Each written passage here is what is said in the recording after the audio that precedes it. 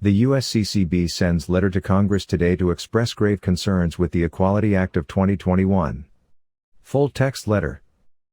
Dear Representative/Senator, as Chairman of the United States Conference of Catholic Bishops, USCCB, Religious Liberty, Pro-Life, Marriage, Catholic Education, and Domestic Justice Committees, we write to share our support for laws that protect the dignity and ensure the respect that is due all people, as well as our grave concerns with the Equality Act of 2021, H.R. 5. Human dignity is central to what Catholics believe because every person is made in the image of God and should be treated accordingly, with respect and compassion.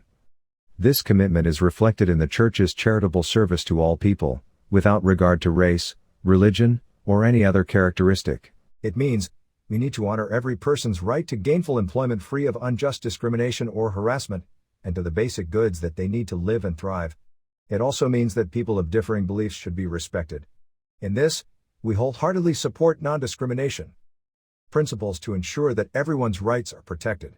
The Equality Act purports to protect people experiencing same-sex attraction or gender discordance from discrimination, but instead, the bill represents the imposition by Congress of novel and divisive viewpoints regarding gender on individuals and organizations. This includes dismissing sexual difference and falsely presenting gender as only a social construct. As Pope Francis has reflected, however, biological sex and the socio-cultural role of sex, gender can be distinguished but not separated.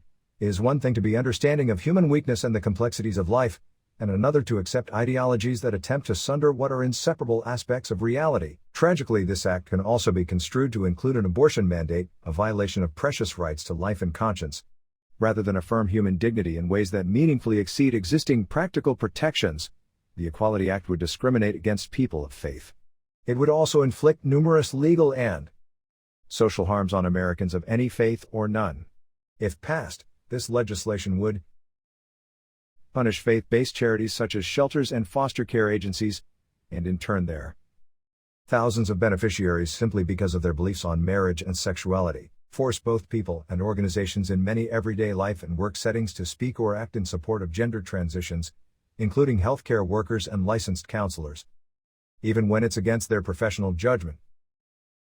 Risk mandating taxpayers to pay for abortions, and healthcare workers with conscience objections to perform them, ultimately ending more human lives. Force girls and women to compete against boys and men for limited opportunities in school, sports, and to share locker rooms and shower spaces with biological males who claim to identify as women.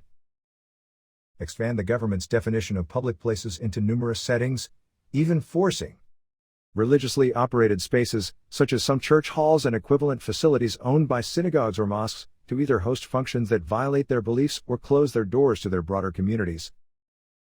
Exclude people from the careers and livelihoods that they love, just for maintaining the truth of their beliefs on marriage and sexuality, and discriminate against individuals and religious organizations based on their different beliefs by partially repealing the Bipartisan Religious Freedom Restoration Act, an unprecedented departure from that law and one of America's founding principles. Each year the Catholic Church, as the largest non-governmental provider of human services in the United States, helps millions of people in need through its parishes, schools, hospitals, shelters, legal clinics, food banks, and other charities. The same core beliefs about the human person made with inherent dignity and in the image of God motivate both our positions on life, marriage, and sexuality, and also our call to serve the most vulnerable and the common good.